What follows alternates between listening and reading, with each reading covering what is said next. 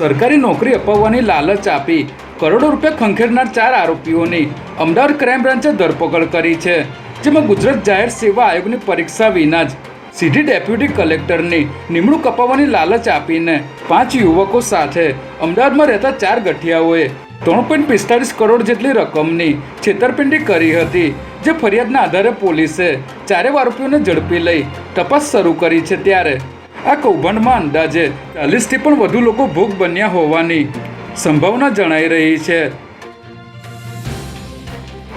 અમદાવાદના સરખેજ વિસ્તારમાં આવેલ ઠેકા કોફી કંપનીના ગોડાઉનમાં કામ કરતો નોકર કોમ્પ્યુટર સેટ અને મોબાઈલ ફોનની ચોરી કરી ફરાર થઈ ગયો હતો, જેમાં આરોપી નોકરી છોડીને છેલ્લા 5 દિવસથી ફરીથી કંપનીમાં નોકરીએ પરત આવ્યો હતો અને 27 સપ્ટેમ્બરે રાતના સમયે ગોડાઉનમાં સીસીટીવી કેમેરાની સ્વિચ બંધ કરીને ચોરીને અંજામ આપ્યો હતો। ત્યારે સમગ્ર મામલે સરખેજ પોલીસે ગુનો નોંધી તપાસ શરૂ કરી છે।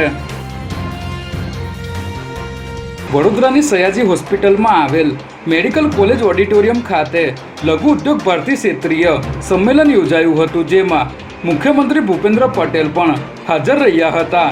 તે પહેલાં સ્વચ્છતા અભિયાનમાં સહભાગી થયેલા અને વિશ્વામિત્રીમાં સાફ સફાઈ કરી રહેલા આમ આદમી પાર્ટીના 10 કાર્યકરોની અટકાયત કરવામાં આવી હતી।